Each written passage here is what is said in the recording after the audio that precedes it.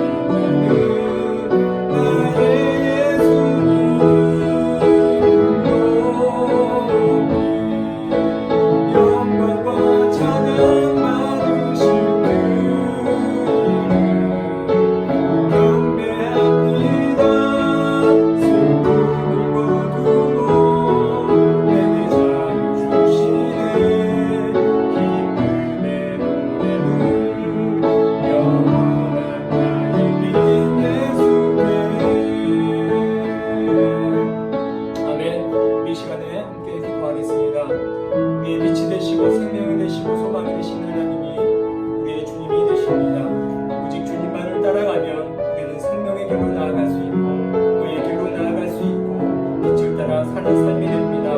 오직 주님만을 바라보며 주님을 의지하며 주님 따라 살아갈 수 있는 삶이 되게 해달라고 기도해 주시고, 이 시간 드리는 예배를 위해서 함께 기도하겠습니다. 참 주신 주님 감사합니다. 우리에게 소망이 되시고 우리의 생명이 되시고 빛이 되신 주님, 이 시간 성령과 주님을 찬양합니다. 우리의 찬양을 기뻐받아 주시옵소서. 온전히 우리의 삶이 주님을 향하게 하여 주옵시고 주님만을 바라보며 살아갈 수 있도록 도와주시옵소서. 비록 세상 속에서 살아가지만 우리의 눈은 늘 주님을 바라보게 하시고 우리의 귀는 늘 주님을 향해 있게 하여 주옵소서. 주님 말씀을 들으며 힘을 내게 하시고 주님 말씀을 통하여 지혜를 얻으며 주님의 삶을 본받는 모든 인생들 되게 하여 주시옵소서. 우리가 비록 어둠 속에 있다 할지라도 빛이신 주님을 바라보며 주님을 따라갈 때에 생명의 길로 나아갈 수 있음을 믿습니다. 오직 주님만을 의지하며 살아가게 하여 주시옵소서. 주님만을 찬송하며 따라가게 하여 주옵소서. 주님께 영광 돌리며 살아가는 귀한 인생들 되게 하여 주시옵소서. 감사를 드립니다. 주님 영광 받아 주시옵소서. 이 시간 하나님 말씀을 사모하며 주님 앞에 모였습니다. 오늘 이들을 기억하여 주시옵시고 어느 곳에 있든지 이 시간 드리는 이 예배를 기뻐 받아 주시며 찬양으로 영광 받아 주시고 말씀을 통하여 위로받는 귀한 시간이 되게 하여 주시옵소서. 우리에겐 오직 주님밖에 없습니다. 주님이 우리의 전부이며 우리의 삶이고 우리의 목표임을 다시 한번 고백합니다. 주님 이곳에 임재하여 주셔서 우리와 함께 동행하여 주시옵소서.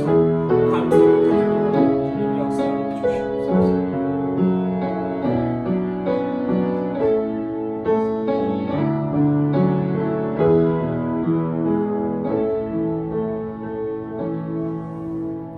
참 좋으신 주님, 우리의 소망이 되시는 주님, 생명이 되시고 빛이 되시는 주님, 주님의 이름을 높이며 찬양합니다. 우리가 드리는 이 찬양의 고백처럼 우리의 삶 또한 주님을 향하게 하여 주시옵소서. 우리의 입술에서 주님을 높이는 찬송이 늘 울려 퍼지게 하여 주옵시고 우리의 눈과 우리의 귀는 늘 주님을 향하게 하여 주옵소서. 하나님의 말씀을 통하여 위로받게 하시고 하나님의 말씀을 통하여 세임 얻게 하여 주시며 주님 말씀을 통하여 이 세상을 살아갈 수 있는 지혜를 얻게 하여 주시옵소서.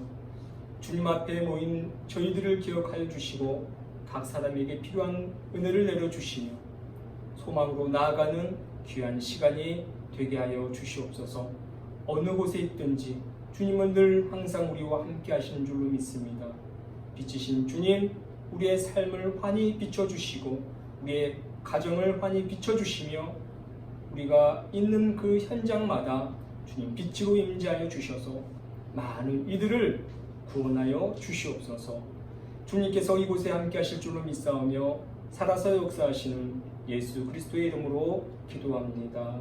아멘.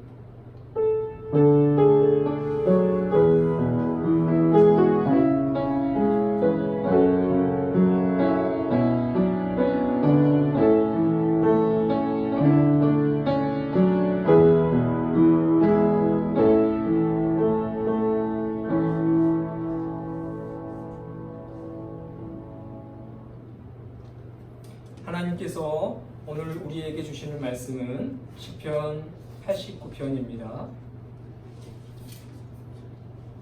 하나님께서 우리에게 주시는 말씀은 시편 89편 말씀입니다.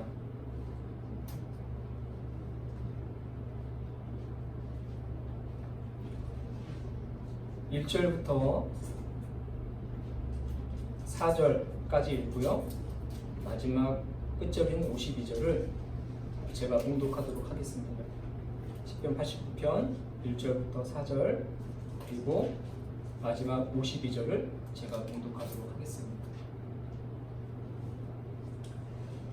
내가 여호와의 인자하심을 영원히 노래하며 주의 성실하심을 내 입으로 대대에 알게 하리이다.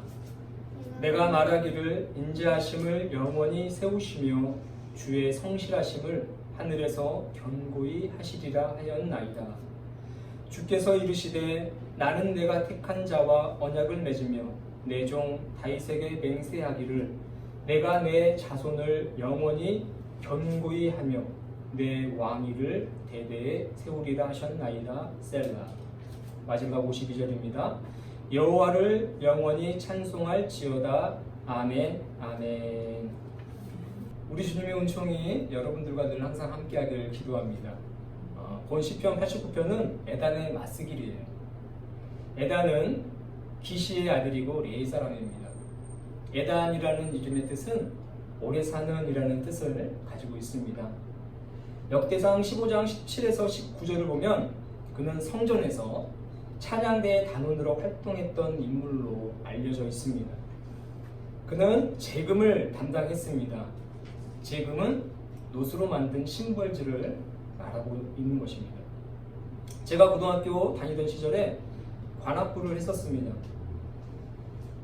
선배들이 이런 이야기를 했습니다. 악기 중에서 가장 어려운 악기가 무엇인 줄 아느냐라고 물었어요. 트럼펫도 어렵고 클라리넷은 말도 못하게 어렵고요. 튜바라든가 호른 등등 거기 있는 악기 모든 것이 다 어려웠습니다. 선뜻 대답을 하지 못하고 있는데 이렇게 이야기를 하더라고요. 지금 저 뒤에 있는 저 심벌즈가 가장 배우기 어려운 악기다. 이렇게 이야기를 했습니다. 심벌즈는요, 연주자에 따라서 수백 가지의 소리를 낸다고 합니다. 수백 가지의 소리를 낸다고 해요. 우리가 생각하기엔 심벌즈만큼 쉬운 악기가 없다고 생각이 되었어요. 여러분들도 마찬가지지 아닙니까? 심벌즈처럼 쉬운 악기가 어디 있어요? 그냥 치면 되는 거잖아요.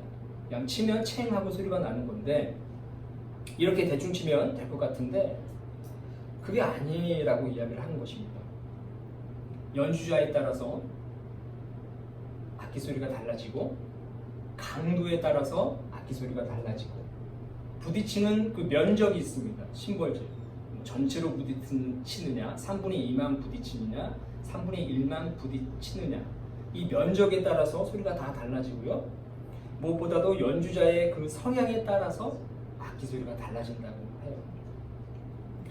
전문가들은 심벌즈 소리만 들어도 그 연주자가 어떤 성향의 사람인지 알 수 있다고 합니다.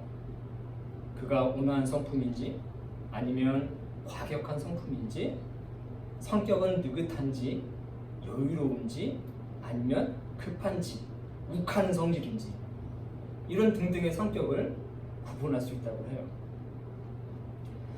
또 한 가지는 이 심벌지라는 악기는 한 곡이 연주되는 동안에 기다리는 시간이 많다는 거예요. 어떤 곡은요, 그 전체 곡 중에서 딱 한 번 심벌지를 칩니다. 그것도 연주가 끝나는 부분에서 심벌지 그 한 번에 그 연주가 들어가요. 심벌지 연주가는 그 딱 한 번을 치기 위해서 합주가 시작되면 악기를 들고 서 있습니다. 합주가 시작되면 이미 연주가 시작된 거예요. 비록 심벌지를 치진 않더라도 합주가 시작되는 순간부터 연주가 시작되는 겁니다. 이것을 무음 연주다라고 이야기를 합니다. 악기를 들고 서 있고 그리고 눈은 지휘자를 주목하고 있습니다. 모든 오케스트라가 다 동일하지만 지휘자를 주목해야 돼요. 그리고 심벌주 연주가는요, 다른 악기들의 연주 소리를 들어야 합니다. 그리고 외워야 해요. 듣고 또 외우고 있어야지 자신이 어느 때에 그 심벌지를 쳐야 되는지를 알 수 있거든요. 물론 악보를 보지만 악보를 보면서 지휘자를 보기는 매우 어렵습니다. 그러니까 지휘자를 보려면 악보는 되도록 다 암기를 해야 되는 거예요. 그러니까 오래도록 연습을 하면 자연스럽게 다 암기가 됩니다. 악기들의 연주수를 들으면서 심벌주 연주자는 자신의 시간이 오기를 그렇게 기다린다는 것입니다. 에단은 이 본 시편을 통해서 우리에게 마치 기다리라고 이야기를 하는 것 같아요. 그가 심벌주를 연주했다고 하지 않았습니까? 물론 현대음악과 이 에단이 시편을 기록했을 때의 그 당시 그 예루살렘 성전의 음악은 다를 겁니다. 그때는 뭐 심벌지를 뭐 계속해서 쳤을 수도 있고요. 아니면 요즘처럼 어쩌다 한 번씩 쳤을 수도 있어요. 그 신번주 연주가가 우리에게 마치 기다리라 그렇게 이야기를 하고 있는 것 같아요. 그 에단의 이름의 뜻이 무엇이라고 했습니까? 오래 사는 이라는 뜻을 가지고 있다고 했죠. 그리고 그의 직업이 찬양대 심벌주를 연주하는 거라고 이야기했습니다. 그는 자신의 이름과 직업을 통해서 우리를 향해서 오래도록 기다리며 사는 인생이 되라고 그렇게 권면하고 있는 것 같아요. 오늘 이 성경의 표주예어는 에단의 마스길입니다. 성경에서 마스길은 뭐라고 이야기했습니까? 교훈이라고 이야기를 했습니다. 그런데 이 마스길은요, 사전의 뜻처럼, 즉 교훈처럼 단지 인생에 도움을 주는 그런 가르침이 아닙니다. 그 가르침을 따르면 우리가 좀 더 편하게 살 수 있고 잘 살 수 있고 또 여러 가지로 유익하고 지키면 좋고 또 만약에 지키지 않더라도 그렇게 사는데 인생에 지장이 없는 그런 것으로 해석되어서는 안 되는 거예요. 성경에서의 교훈, 즉 마스길은 반드시 기억하고 꼭 지켜야 할 일종의 규칙이요, 법도라고 해도 과언이 아닙니다. 성경에서 마스길이라고 나와 있다면 그것은 하나님의 말씀이요 법도요 규칙으로 우리는 받아들여야 하는 것입니다. 본문을 묵상하면 에단은 오래도록 참고 기다리는 것이 인생이라고 그렇게 잊지 말고 기억하라고 말을 하는 것 같아요. 사실 우리의 인생은요, 크고 작은 기다림의 연속입니다. 저녁이면 아침을 기다리고 또 아침이 되면 저녁을 기다립니다. 또 잠잘 시간을 기다리고 아침이 되어 일어날 그 기상 시간을 기다리죠. 아침을 먹으면 점심 시간이 기다려지고 점심을 먹으면 또 저녁 시간이 기다려지고 일을 하면 휴식 시간이 기다려지고요. 출근하면 퇴근 시간이 기다려지죠. 가족들을 만나고 또 친구들을 만날 그 시간을 기다립니다. 오늘 저와 여러분이 한 기다림 중에서 가장 유익한 기다림은 하나님께 예배할 시간을 기다린 것이 아닌가 생각이 됩니다. 그리고 우리는 또 기다립니다.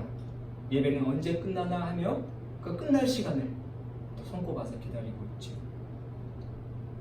그렇다면 여러분, 인생에서 가장 중요한 기다림은 무엇일까요? 우리가 사는 인생에서 가장 중요한 기다림은 무엇일까? 이 말씀을 묵상하다 보니까 우리 인생에서 가장 중요한 기다림은 하나님을 만나는 그날을 기다리는 것이 아닌가 생각이 듭니다. 우리가 주님 품에 안식할 그날을 꿈꾸면서 기다리는 것이 인생이다라는 생각이 들었습니다. 그날을 기다리면서, 주님 품에 안식할 그날을 기다리면서, 하나님을 마주할 그날을 기다리면서 우리는 오늘 하루를 또 참고 인내하며 먹고 또 사랑하고 또 기도하고 예배하며 그렇게 기다림 속에서 살아갑니다.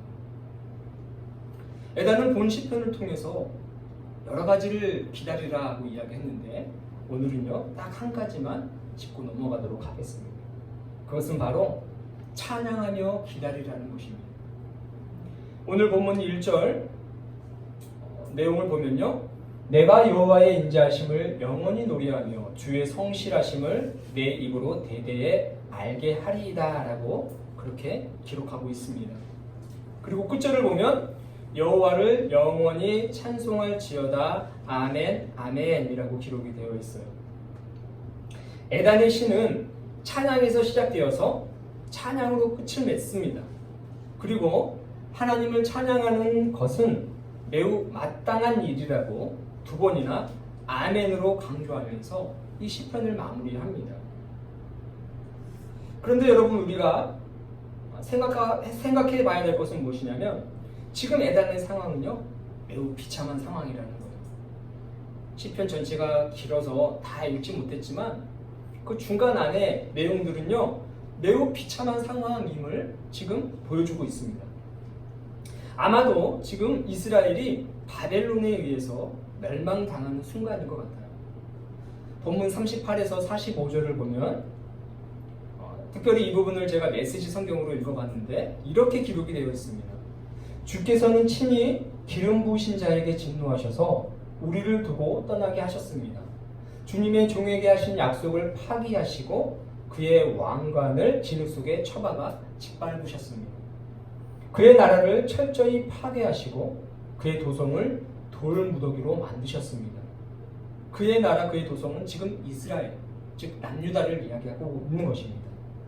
도성은 지나가는 낯선 자들의 약탈로 텅 비었고 모든 이웃의 조롱거리가 되었습니다. 그에게서 광채를 앗아가시고 용사인 그를 욕보이셨습니다.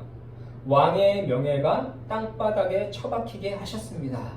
이렇게 기록이 되어 있어요. 지금 이 에단의 상황은 악인들에 의해서 삶의 터전이 파괴되는 상황인 것입니다.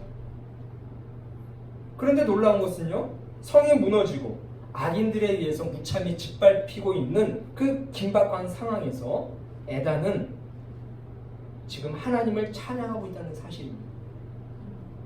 찬양할 수 없을 것만 같은 그런 상황에서도 지금 그는 찬양을 하고 있는 거예요. 본 시편이 51절까지 있어요. 52절까지 있습니다. 그런데 37절까지 자그마치 37절까지가 다 찬양으로 되고 있어요. 1절부터 18절까지가 우주 만물을 창조하신 하나님을 찬양하고 있고요. 또 19절에서 37절까지 다윗과 그 후손들에게 하나님이 약속하신 것들을 쭉 나열하고 있습니다. 그러면서 하나님은 찬양 받으실 만한 것이라고 지금 에단은 이야기하고 있는 겁니다. 찬양할 수 없을 것 같은 상황에서 지금 온 마음을 다해서 온 정성을 다해서 하나님을 높이고 있는 것입니다. 그러면서 에단은 내가 영원토록 하나님만을 찬양하겠습니다. 그렇게 하겠습니다. 참으로 그렇게 하겠습니다. 라고 아멘 아멘 하면서 거듭거듭 강조하고 있는 것입니다. 그러면서 끝을 맺고 무엇을 하고 있어요? 기다리는 거예요. 찬양할 수 없을 것만 같은 그런 상황인데 온 힘을 다해 하나님 찬양한 다음에 또 그 찬양할 것이라고 하나님 앞에 맹세하고 강조한 다음에 잠잠히 기다리는 것입니다. 여러분 마치 욥의 모습을 보는 것 같습니다. 욥은 어때요? 가족을 다 잃었습니다. 사랑하는 자식들, 또 아내, 또 심지어 자신의 종들, 하인들까지 다 잃었어요. 가축도 다 잃었습니다. 재산도 다 잃었습니다. 하루아침에 풍비박산 났습니다. 잘 나가던 욥이 하루아침에 폭삭 망해버린 겁니다. 그것도 아주 비참하게 망했습니다. 욥은요 머리를 밀었습니다. 옷을 찢었습니다. 이것은 극도의 슬픔을 나타내는 표현이에요. 또 죄를 뿌리기도 합니다. 그 다음에 욥이 한 것은 무엇입니까? 하나님을 예배했다고 기록하고 있어요. 하나님을 찬양한 것입니다. 본 시편에서는 하나님의 백성을 위한 또 기도하는 이들을 위한 언약을 맺은 자녀들을 위한 하나님의 그 어떤 액션도 없습니다. 내가 어떻게 하겠다라는 그런 액션이 전혀 없어요. 그저 에단에 찬양하겠다라는 다짐만 있을 뿐이고 그것으로 끝입니다. 다른 시편에서는요 하나님께서 도와주실 것이라는 그런 일말의 기대감이 있어요. 과거에 그런 경험이 있었기 때문에 이번에도 극한의 어려움이 있지만 하나님을 믿습니다라는 그런 내용이 다른 시편들에게는 있습니다. 악인을 멸해 주실 것을 믿습니다. 우리를 도우실 것을 기대합니다. 하나님이 살아계시다는 것을 저 악인들에게 보여주세요. 이런 식의 내용들이 들어있어요. 그러나 에단의 시에는 없다는 거예요. 그냥 끝인 것입니다. 어떻게 보면 에단은 체념한 것으로 보일 수 있어요. 그냥 포기한 것처럼 느껴질 수 있습니다. 그런데 이것은 체념이 아니에요. 포기도 아닙니다. 사실 원망도 아닙니다. 에단은요 그저 기다리는 것입니다. 잠잠히 기다릴 뿐이라는 것을 지금 에단은 보여주고 있는 것입니다. 찬양은 마땅히 해야 될 일이기 때문에 성도의 삶은 찬양과 기다림이기에, 바꿔 말하면 기다림과 찬양이기 때문에 그는 몸소 잠잠히 기다릴 뿐이라는 것을 보여주고 있는 것입니다. 찬양의 대가인 다윗은 시편 33편 6절에서 이렇게 이야기합니다. 너희 의인들아 여호와를 즐거워하라. 찬양은 정직한 자들이 마땅히 할 바로다 라고 이야기하고 있어요. 찬양은 자녀들이 마땅히 해야 하는, 당연히 해야 하는 것입니다. 기분이나 감정이나 상황에 따라서 변하면 안 되는 것이 찬양이라는 거예요. 다윗은요, 삶의 매 순간마다 하나님을 찬송했습니다. 여러분, 다윗은 시편 중에도 참 많은 시를 지었어요. 우리가 지금까지 시편을 계속해서 살펴보았잖아요. 시편 중에 다윗의 시가 참으로 많습니다. 근데 우리가 그 시편을 볼 때마다 느끼는 것은 그는 기쁠 때도 시를 지었고, 슬플 때도 시를 지었고, 분노가 넘치는 상황에서도 시를 지었고, 낙심 속에서도, 또 절망 속에서도, 공포 속에서도, 좌절 속에서도 시를 지었다는 것을 알 수 있었습니다. 다윗은 삶의 매 순간마다 하나님을 찬송했다는 거예요. 기쁠 때, 슬플 때, 화가 날 때, 두려울 때, 낙심, 공포, 좌절, 근심, 원망 속에서도 모두 한결같이 하나님을 찬양했다는 것입니다. 다윗은요, 하나님을 찬양하는 것은, 하나님을 높이는 행위는 인간의 감정, 기분 상태, 상황에 의해서 결정되어서는 안 된다는 것을 그의 시를 통해서 우리에게 보여주는 것입니다. 그가 모든 상황 속에서 늘 한결같이 하나님을 찬양함으로써 우리에게 보여주십니다. 그래서 이런 생각이 들어요. 하나님께서는 이 다윗의 이런 모습 때문에 그토록 다윗을 사랑하신 것이 아닌가, 내 마음에 쏙 드는 자이다, 이렇게 말씀하신 것이 아닌가 하는 생각이 듭니다. 여러분, 에단도요 다윗의 이점을 높이 삽니다. 그래서 3절에서 다윗을 내가 택한 지도자다라고 그렇게 표현을 해요. 하나님 말입니다. 하나님 말씀이에요. 다윗을 향해서 내가 택한 지도자다라고 이렇게 표현을 하고, 하나님께서 다윗에게 맹세하셨다고 그렇게 표현을 합니다. 하나님께서 맹세했다는 거예요. 피조물인 인간한테, 다윗에게 하나님께서 약속을 하고 맹세하신 거예요.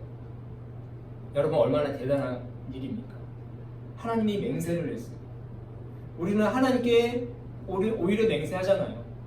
하나님께 소원을 하잖아요. 근데 다윗은 정반대였어요. 하나님께서 다윗에게 맹세를 했습니다. 다윗에게 약속을 했습니다. 4절을 보면 메시지 성경으로 이렇게 되어 있습니다. 내 후손은 누구나 생명을 보장받을 것이다. 내 통치권이 바위처럼 견고하여서 오래도록 지속되게 할 것이다 라고 기록하고 있습니다. 그의 인생을 평탄의 길로 나아갈 수 있도록 하나님께서 약속하셨다는 것입니다. 이뿐만이 아니라 19절 이하를 보면요, 하나님께서는 다윗을 향해서 이렇게 표현을 해요. 고르고 고른 최고의 사람이다 라고 표현을 합니다. 이 역시 메시지 성경에서 그렇게 기록되어 있습니다. 수많은 사람 중에서 고르고 또 고른 최고의 사람이 바로 다윗이라고 찬사를 합니다. 그러면서 이렇게 이야기를 하십니다. 내 손이 항상 그를 붙들고 힘들 때나 좋을 때나 변함없이 그와 함께 할 것이다, 이렇게 약속을 했습니다. 고르고 고른 최고의 사람이라는 찬사, 여러분 얼마나 멋있는 찬사이고, 그 찬사를 받은 당사자인 다윗은 얼마나 행복했을까요? 아마 이스라엘의 왕이 된 것보다도 더 큰 기쁨과 감격과 행복감에 그렇게 살았을 거라고 생각이 됩니다. 고르고 고른 최고의 사람이라는 이 표현은 마치 하나님께서 세상과 또 아담을 창조하신 후에 보시기 심히 좋았더라 라고 하신 표현과 동급이 아닐까 하는 생각이 들어요. 하나님이 그렇게 우리를 만드셨잖아요. 보기 좋고 아름다운 최고의 존재로 만드셨는데 그 중에서도 고르고 고른 최고의 사람이라고 한다면 얼마나 극찬의 표현입니까? 저와 여러분도 하나님께서 그렇게 바라보실 줄로 믿습니다. 수많은 사람들이 있지만 그 사람들 중에서 고르고 고른 최고의 사람이다라는 그런 마음으로 우리를 지켜보고 계실 줄로 믿습니다. 보시기 심히 좋았던 한 존재가 바로 저와 여러분인 줄로 믿습니다. 그런데 하나님께서 이렇게 다윗을 향해서 고르고 고른 최고의 사람이라고 찬사를 한 것은 조금 전에도 말씀드렸듯이 다윗이 늘 항상 하나님을 찬양했다고 했잖아요. 굳은 일이 있어도 하나님 좋습니다. 하나님 사랑합니다. 하나님 찬송합니다. 어려운 일을 당했을 때도 하나님이 좋아요. 하나님 찬양해요. 라고 그렇게 고백을 하고 실패와 절망과 고통과 좌절이 그 앞에 있었지만 그는 자신의 삶보다는 그 삶을 통해서 역사하실 하나님을 높이는데 자신의 온 힘과 열정을 쏟았다는 거예요. 이러니 어찌하니 이쁠 수가 있겠습니까? 사랑하는 여러분, 하나님을 찬양하는 자에게는 하나님께서 길을 열어주시는 줄로 믿습니다. 하나님을 좋다고 고백하는 자에게는 하나님도 그 고백에 맞는 액션을 취하신다는 거예요. 사실 많은 그리스도인들 중에는 다윗을 존경하는 사람들이 많아요. 저도 그 중에 한 사람입니다. 다윗의 삶을 부러워하는 사람도 꽤 많이 있어요. 그런데 아이러니하게도 다윗은 우리의 신앙의 롤 모델이면서 다윗처럼 살아가진 않는다는 게 참 아이러니합니다. 본받고 싶다라고 말하면서 다윗처럼 찬양하지 않아요. 하나님이 좋아서 하나님 앞에서 미친 듯이 춤을 추지 않습니다. 하나님이 좋아서 날마다 찬송하며 목이 터져라 주님의 이름을 높이며 살아가지 않는다는 것입니다. 사랑하는 여러분, 다윗이 롤 모델이라면 또 신앙의 수많은 선진들이 우리 신앙의 모델이라면 그들의 신앙을, 그들의 삶을 따라야 할 줄로 믿습니다. 거리를 두면 안 되고요. 다윗이 찬양을 통해서 하나님을 영화롭게 했다면, 그리고 하나님께서는 그 다윗의 찬양을 통해서 다윗을 최고의 사람이라고 찬사를 했다면 우리도 그 신앙의 모습 찬양하며 살아가야 된다는 거예요. 여러분, 우리는 기억해야 됩니다. 우리는 하나님을 찬양하며 살아가도록 지음받은 존재입니다. 우리가 숨을 쉬듯 찬양도 매 순간 우리의 삶 속에서 울려 나와야 할 줄로 믿습니다. 우리의 찬양이 마지막에도 우리 입술에서 마지막 숨을 토해낼 때에도 하나님 찬양합니다라는 그 고백이 나와야 돼요. 그런 인생들이 돼야 하는 것입니다. 에다는 말해요. 찬양하며 하나님을 기다리는 삶이 우리 인생이다. 그렇게 지금 교훈하고 있는 것입니다. 하나님을 찬양하며 기다리는 것, 그것이 참된 신앙이라는 사실을 기억하시길 주님의 이름으로 축원합니다. 찬양하면 행복해져요. 찬양하면 건강해집니다. 찬양하면 기분이 좋아져요. 우리가 조금 전에 불렀던 예수 우리들의 밝은 길, 그 찬양을 딱 들었을 때 제 마음에 그 알 수 없는 충만함이 가득했어요. 설교를 준비하면서 무슨 찬양을 해야 될까 그렇게 고민하고 있었는데 이 찬양이 눈에 띄었고요. 이 찬양이 어떻게 시작되는지 한번 들어보자라고 유튜브를 들고 이 찬양을 눌렀을 때 처음 딱 전주가 나오는 그 순간에 제 이 영혼이, 제 마음이 알 수 없는 그 무언가로 충만해지는 것을 경험했습니다. 찬양은 이렇게 우리에게 충만함을 제공해 준다는 거예요. 찬양하면 마음이 평안해져요. 찬양하면 행복해집니다. 찬양하면 기분이 좋아져요. 찬양하면 건강해질 줄 믿습니다. 혹시 우울하거나 감정이 다운되어 있으신 분이 계십니까? 그렇다면 주저하지 마시고 하나님을 찬송할 수 있길 주님의 이름으로 축원합니다. 놀라운 회복의 역사가 있을 것입니다. 혹시 가정에 어려움이 있습니까? 가정에 문제가 많아요? 잡음이 끊이지 않습니까? 그렇다면 혹시 우리 가정에 이 찬양이 결핍되어 있지 않는가? 하나님께 올려드릴 찬양이 과연 얼만큼의 어떤 분량으로 남아있는가? 한번 면밀히 살펴보실 수 있기를 축원합니다. 가정의 찬양이 결핍되어 있다면 찬양을 통하여서 가정의 평안을 추구하실 수 있게 주님 여러분을 축원합니다. 그 찬양 자체의 능력이 있다기보다는 찬양을 통해서 하나님의 능력이 공급되어진다는 것입니다. 찬양을 통해서 하나님의 회복이 있다는 거예요. 하나님은 찬양을 통해서 일하시는 분이시기 때문입니다. 사랑하는 여러분, 찬양하며 또 기다리며 살아갑시다. 기다리며 또 찬양하며 살아갑시다. 찬양은 우리 인간이 마땅히 해야 될 최선이자 최고의 행위인 줄로 믿습니다. 날마다 여러분의 삶 속에 하나님을 높이며 하나님을 기뻐하는 복된 찬양의 인생이 되시기를 주님의 이름으로 축원합니다. 기도하겠습니다. 참 좋으신 주님 감사합니다. 주님을 찬양합니다.